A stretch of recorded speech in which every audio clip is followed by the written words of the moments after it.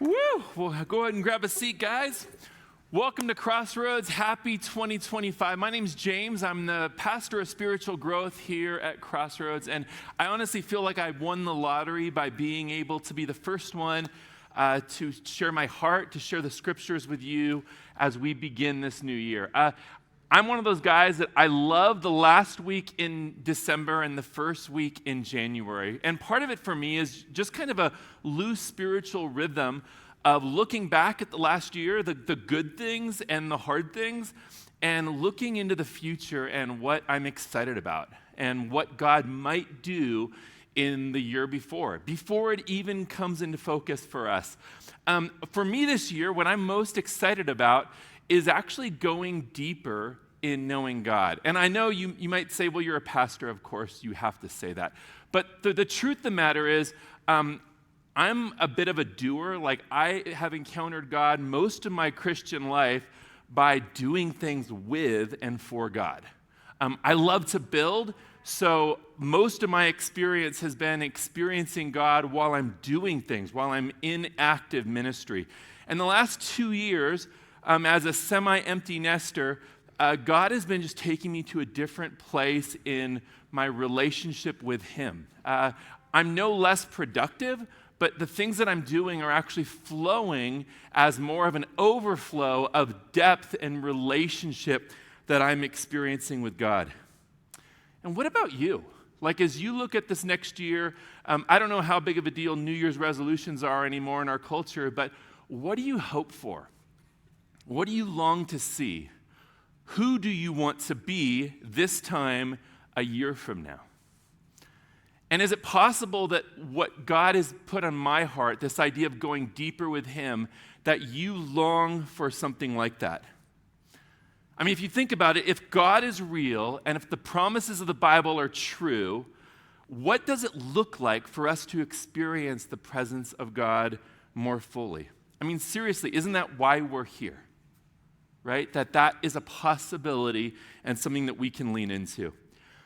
As a church, we're beginning this new year with this message, with this standalone sermon in an ongoing series that we call Rhythms. And we're going to revisit this throughout the year as a way to present various spiritual rhythms that will help us adjust our life to encounter God more fully. And the spiritual rhythm that we're going to unpack here today is the spiritual rhythm of simplicity. The rhythm of simplicity allows us to create space in our lives in order to encounter God, ourselves, and others more fully. So let me ask you, when you hear that, what do you initially feel with the invitation to simplicity? Does it sound liberating? Does it sound exciting? Does it sound boring? Does it quicken a deeper desire you have within you? Does it recall an experience that you had at some time in your life? For me, it reminds me very much of a vacation our family did when our kiddos were little. We were living in Seattle, and it was a long winter, and we were just tired of the drizzle and gray, and we just had to get away. Money was ridiculously tight, but I heard of a place in Idaho, this ranch that had these cabins that you could rent. And the cool thing was that it was free for pastors. So I made a couple phone calls, got a reservation, and the family and I jumped into our car and headed to Idaho for a couple of days.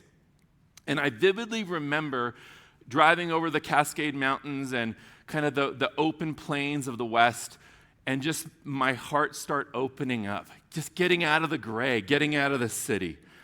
We arrived at the ranch, and the ranch was really simple. Rolling prairies, 4 cabins on a small lake, goats and horses and a couple corrals. That was about it.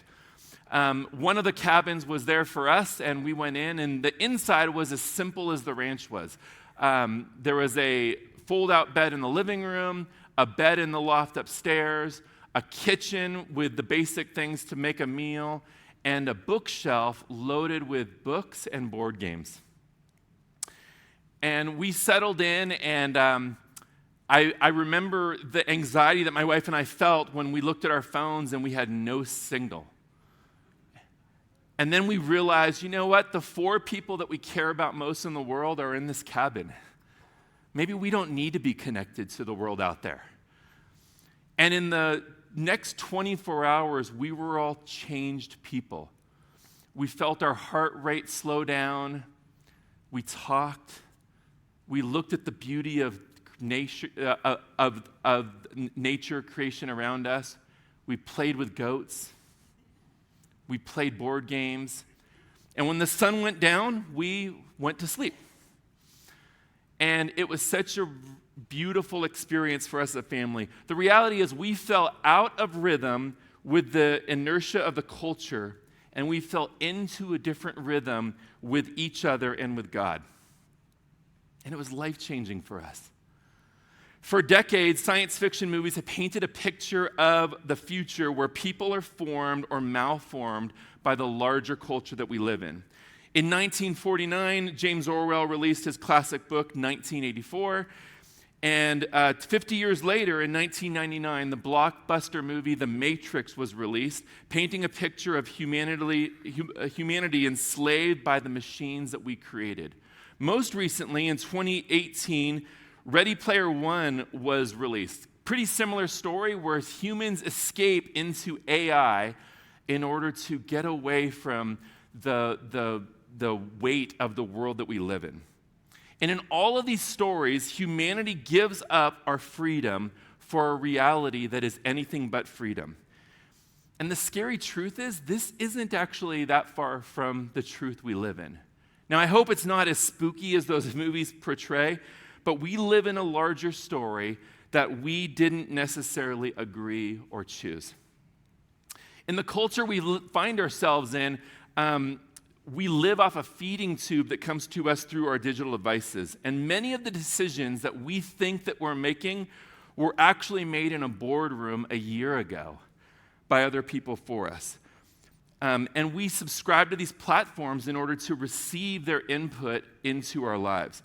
Matter of fact, the next tumbler you buy, whether it's a Yeti or a Stanley, it's already been chosen for you.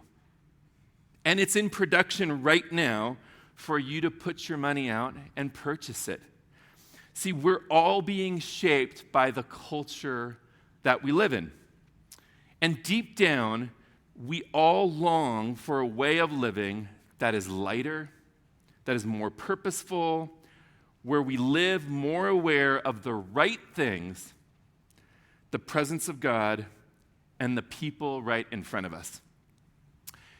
And we believe the rhythm of simplicity is a practice that leads us into a lifestyle of graciously living against the grain of culture, rejecting conformity, and living more aware of each other, of God's presence, and what He's actually inviting us into.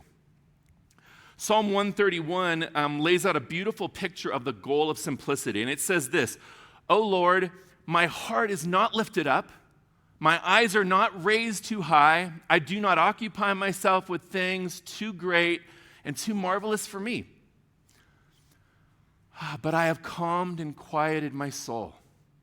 Like a weaned child with its mother, like a weaned child is my soul within me." Could we live in this world but create a little sanctuary in our hearts and in our lives to experience what God longs for us to know? Is it possible for us to stay continually aware of God's presence and connected to Him experientially? And we believe the answer is yes. And the rhythm of simplicity sets the stage for us to experience that. So this morning I'm going to unpack 3 aspects of simplicity for us to consider. All of this is invitational. There's no pressure to do anything with it, but there is the opportunity of what simplicity could affect in our lives. These 3 areas are simplicity of heart, simplicity of speech, and simplicity of stuff. So if it's okay, bow your heads, and I'm going to just pray over us. Oh God, let no one in this room hear my words today. God, we want to hear you. as a good father, as our guide who longs for the very best for us, would you elevate a rhythm or an aspect of simplicity that you would like everyone in this room to possibly engage this year? That we would lay something down in order to encounter you more fully. So be with us, speak to us, and lead us into your good. And we pray this in Jesus' name. Amen. All right, brother. As I've already noted, it's no secret that we live in a very complex world where we're fed a steady drip campaign that tells us more is more, busy is better, and adding stuff is always the key to happiness. And though it may be working for some, the reality for most people creates one of three outcomes. The first is people that are just frantically faithful, that they're trying to keep up with the expectations and the opportunities because they believe that the payoff is just around the corner. That if I work more hours just for one more year, it's all going to pay off. The second group are those who fear missing out, being excluded from something good. With our 24 hours news feeds, self-appointed influencers, TikTok challenges, and memes, we're constantly scanning just to stay in the know because we're fearful of being left behind, of missing something really great. You know, like Tiger King a couple years ago. Okay. Inside joke for some of us. Okay. And the third is people that just numb our experience with cultural pacifiers that are before us. And they challenge us to resist pondering the deeper questions. And I mean no shame in this. Sometimes ignorance seems like bliss. But the fruit of all of these is they can easily beat down our deeper desires and keep us from even considering a better focal point for our lives. And the Bible has a word for all these other things that we pursue. And here's what it is: idols. Now, when most of us hear the word idols, we probably think of like an Indiana Jones movie and like the gold or the stone object that Indy throws into his backpack and, runs through a cave. But the reality is idols are not that obvious. A working definition of idols is this: an idol is when a good thing becomes the ultimate thing. An idol is a person or thing that takes the place of greatest importance in someone's life. And that's the sneaky thing about idols. See, we devote our thought, time, and energy into something in the hope that it will bring fulfillment, joy. But when a good thing becomes the driving thing, we're solidly flowing into idol territory. Something good can easily become a functional God. And to make matters worse, our minds and hearts have been studied and monetized. We all know there's millions spent annually to cultivate billions in revenues from our attention and our desires. What your kids will want next Christmas has already been planned in an R&D department of companies, and it's in production. Your kids don't know about it yet, but somebody has already made that decision. And we don't actually choose our idols. They're actually oftentimes chosen for us and offered to us on our physical and digital landscapes that we willingly subscribe to. Most of us carry these things, right? These wonderful little devices 24/7, and we often deny the damage that they're doing to us. They might seem harmless enough, but we're being molded to be grossly discontent with ourselves and what is in front of us. We're being trained to always be looking for the next thing to give our heart to. We scroll at work, at the checkout, on the toilet. Okay, liars. At stoplights. And if you're the guy in the left-hand turn lane who's in the front on your phone, oh my gosh. Like, that drives me absolutely nuts, right? But we're so tempted. Like, this is such a pastime for us, because we're always looking for the next thing to give our hearts to. And beyond the neurological and relational damage that these devices are doing to us, spiritually it has a tragic consequence. Proverbs 4:23 tells us, keep your heart with all vigilance, for from it flows the springs of life. Simplicity of heart is an invitation to build a firewall to protect our heart and preserve it for God above all. Let me say that again. Simplicity of heart is an invitation to build a firewall to protect our heart and preserve it for God above all. It's an invitation for us to resist the idols that are offered to us. So how do we get practical about simplicity of heart? Well, here's 3 things to consider. The first is evaluate and choose your influences. Take an inventory of what you watch and where you give your time to. If it creates anxiety or a feeling like you're missing out, like you just need something else, you and I have the power to choose our influences. Whether it's a news source, whether it's TikTok or Instagram, you have 100% control about what you and I scroll and what we give our times to.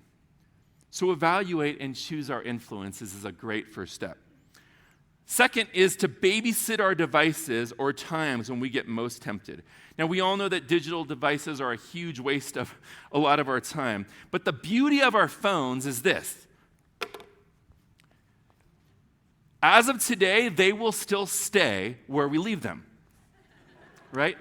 I know. Now, a day is probably coming that this will actually come like a Chucky doll, right? I'm just telling you. Matter of fact, I heard a rumor that Pastor John has a jail for his phones, that he puts his phones in at night. That's actually a pretty darn smart idea, because a day is coming when this rascal will come looking for you.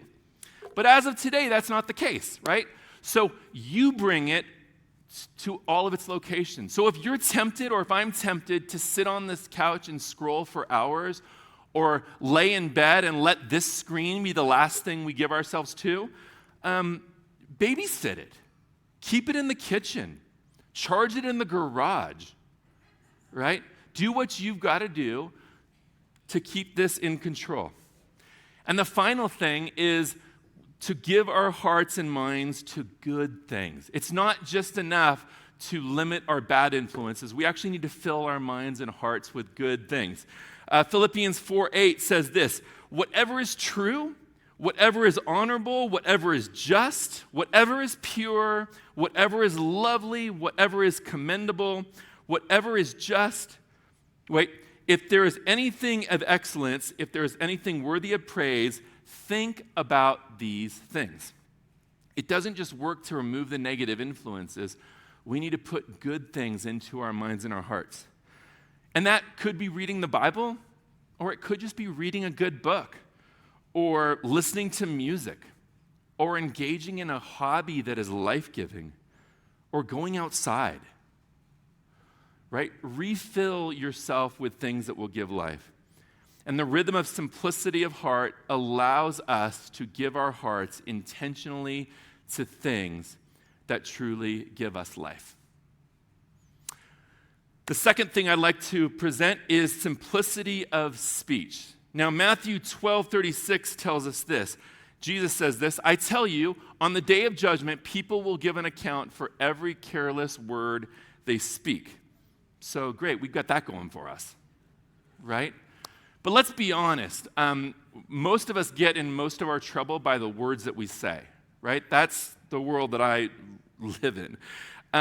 Dallas Willard summed up the whole teaching of the Bible of the danger of our words in this one sentence. The mouth is the main thoroughfare of evil in human life.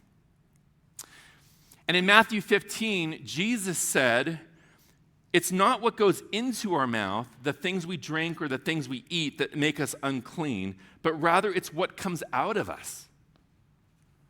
Because the words that we say reveal what's actually going on in our hearts. It just comes out, right? And it reveals the deeper realities such as our insecurities, our self-centeredness, or some form of narcissism. Last year, our staff spent a month walking through this rhythm of simplicity. We presented the ideas, and then we spent a month as a staff leaning into these. And each week, we were looking at a different rhythm. And on the week that we were looking at simplicity of speech, I was super convicted because I realized how much I talk in general and how much I talk about myself. And it was actually a super painful realization, especially because I was like teaching it, right? Matter of fact, a story, one of my friends, Christy, who works here at the church, we both love our dogs because our dogs are awesome. So oftentimes when I see her, we'll swap stories about our amazing pets. And I came in this one day and Christy met me at the door and said, "Oh my gosh, I've got to tell you what Sadie did last night." And she started telling me this super funny story about her dog. And then I noticed what was going on in my mind. As she was telling me the story, I was scanning the last 2 days to think of something that Teddy, my dog, did. And I felt horrible because she was telling me the story with a smile on her face, and I was just getting ready for her to stop talking so I could tell my story. And what did that say about what was going on inside of me? So I listened to her, and at the end of it, all I said was, "Man, she is such a wonderful dog. She is such a great gift to you and Mike. And I'm so thankful that God gave her to you in your life and that every day is an adventure of joy that she brings to you." That was it. I didn't have to say anything about my dog, and I didn't need to hijack her story. And the hard thing is, once my eyes were open to this, like I couldn't unsee it. This happens all the time in our world. I went to a handful of Christmas parties in the last month, and it was interesting to watch just how conversations unfold and how often individuals hijack a conversation to simply talk about themselves. And I'm sharing this as someone that does that. How about you? Like when you're in conversation with people, do you have a tendency to want to talk about yourself instead of just being present to the other person and honoring the story that they're desiring to share with you? So what does simplicity of speech look like in practical application? Well, again, three ways that this can get really practical for us. The first is that we seek God's affirmation. Author Henry Nouwen, in his great book, Clowning in Rome, he has this chapter called Solitude is the Key to Community. Now think about that. Solitude is the key to community? And what he unpacks is that when we make it a regular practice to spend time with God, we experience our sense of identity and peace from God first and foremost. And when God is the source of life and purpose, we can be present to others without needing to suck life and affirmation out of them.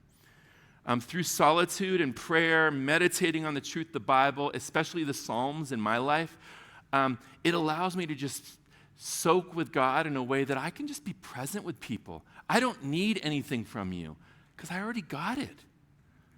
And I can be more present and active with other people. Second thing we can consider is asking questions and being curious about others. Okay, so how many of you were Ted Lasso season 1 and 2 fans? Okay. You need to watch that this year, okay? It's amazing. But there's this amazing scene, the dart scene. Do you guys know what I'm talking about? Where he's playing darts, and it's this great conversation. And the fact that you haven't seen it kind of ruins it. But he has this great line where he says, "Be curious, not judgmental." And that is such a good practice for us to think about. See, people are amazing creatures. And if we enter into conversations without preconceived assumptions about them or trying to hijack the conversation, but if we approach people with curiosity, the things that we will learn will just be amazing. The final thing that we can practice is talk less about ourselves. There's a beautiful ancient spiritual discipline called secrecy. I suspect most of you have never heard of it, which it makes sense because it's kind of a weird name, right? But secrecy is actually a beautiful rhythm, spiritual discipline that we can apply. And this is what it means. Secrecy is when one consciously avoids publicizing their good deeds and qualities. Secrecy is purposely avoiding seeking praise or recognition. What if we practiced that? What if we spent time with people and we didn't have to tell them how busy we are or what we're working on, but just being present with people? And it's highly possible that when we speak about all of our accomplishments, we're possibly nursing a lack of insecurity, feeding our own ego, or practicing some degree of narcissism. And the rhythm of simplicity of speech allows us to guard all of our conversations to create more space for what God might want to do in and through us. It's pretty cool.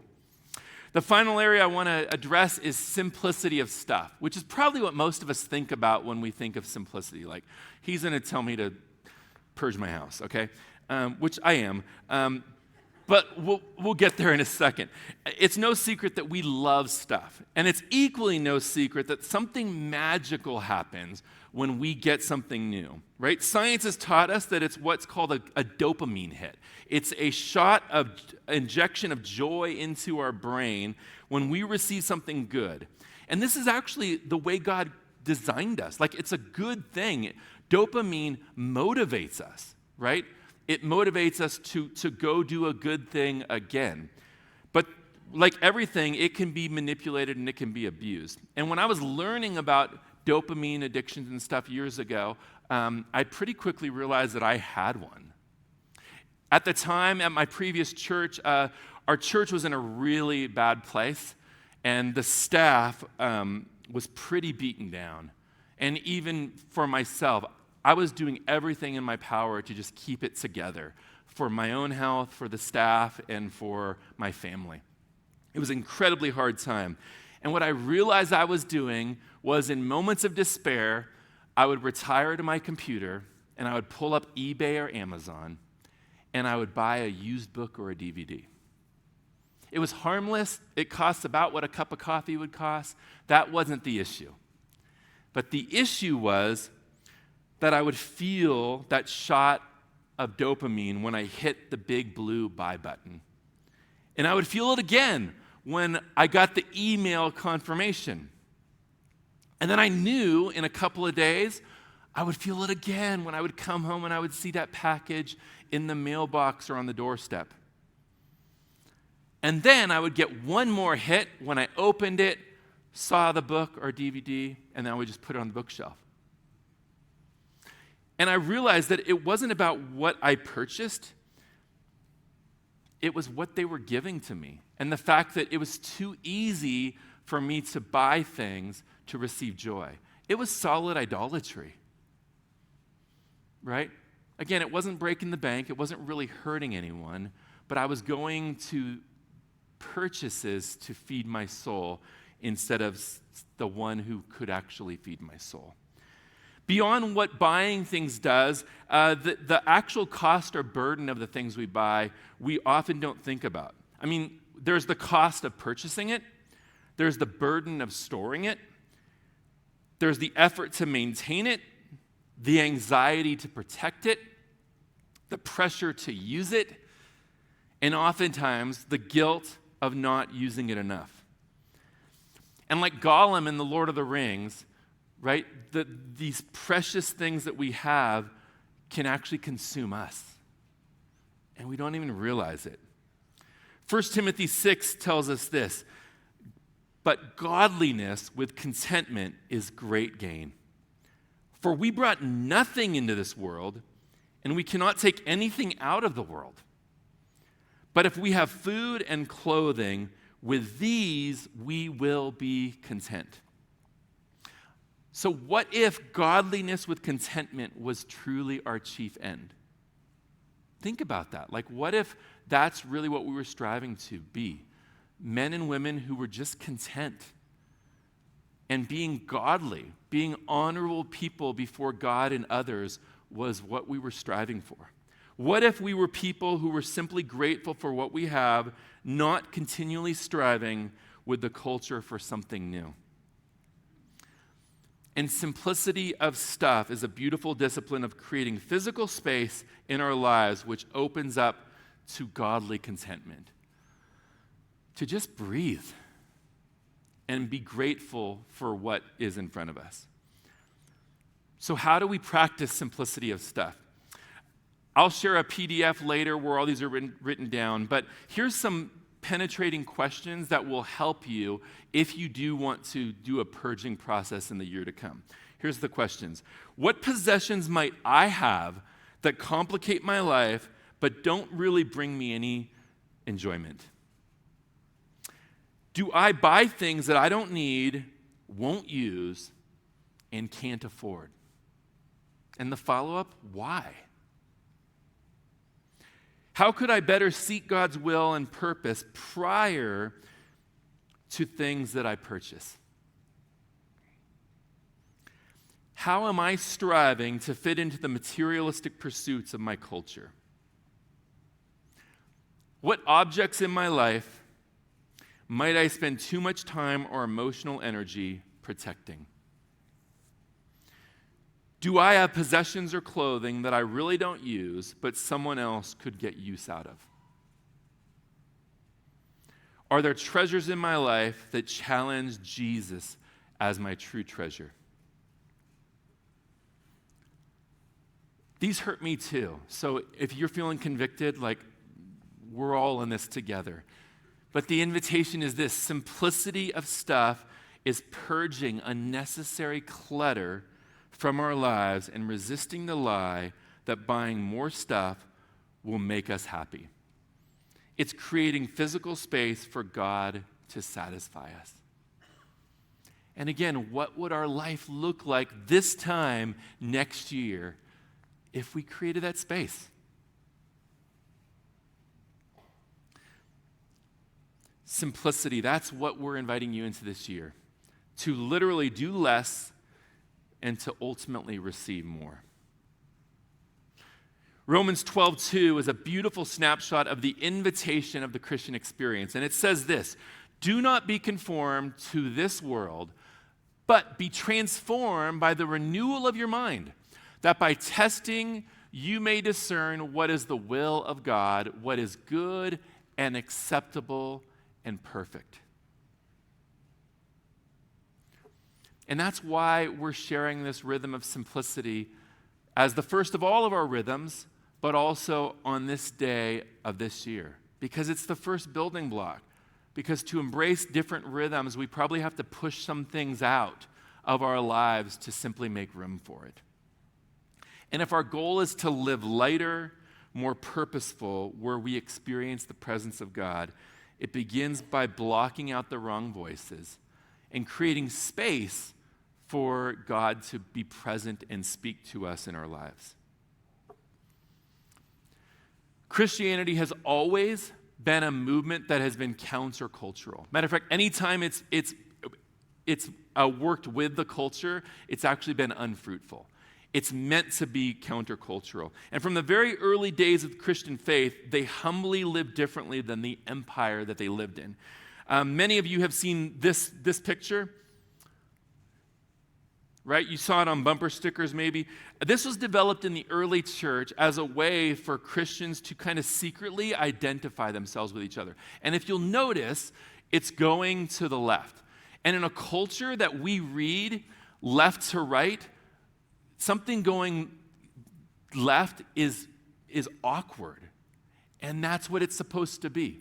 Our lives that are being transformed are meant to be against the grain of culture. That's the way Christianity has always flourished. And that's the way we experience the fullness of life that God has offered to us. And that's what we long for you. We have a year to lean into this, and our prayer and our desire is that this building block would be something that you would prayerfully consider and build some of that space in our lives. If you're interested in a resource to help you in this process, we put together a PDF that's available on our website. Here's the link to it. And you can also access it by just poking around on the website a little bit. But Crossroads Spiritual Growth. And it'll give you a summary of a lot of what I shared today and some follow-up questions that get pretty practical with all three of these aspects of simplicity. And that's there for you to explore. For others of you, maybe you're intrigued with simplicity and this different way of living, but you don't understand the whole Jesus thing, right? How does this fit in with him? And what I can say is you're in for an adventure. The incredible thing is the Bible teaches that our story is actually not all that different than stories like The Matrix.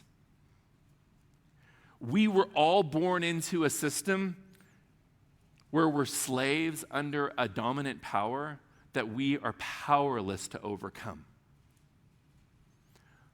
But Jesus, God took on flesh. He entered our story. He removed the sin and shame that separated us from him, and he empowers us to live differently. And he models in his very life how to live and flourish as human beings. That's what Christianity is an invitation to. And if you don't know who he is, we'd encourage you, explore. And we made exploring about Jesus something very easy to do here at Crossroads. You can do it one of two ways. On the wall just outside, it says Jesus on the wall in black letters. And there's safe people there who would love to talk with you, answer any questions you have, give you a free Bible, and help you set the direction for you to explore Jesus, to understand who he is, and if you want to follow him on this adventure of life. You can also text us the key name Jesus to 720-513-1933. It's a digital way of doing that. If you don't want to go face-to-face yet, it's okay. Text us.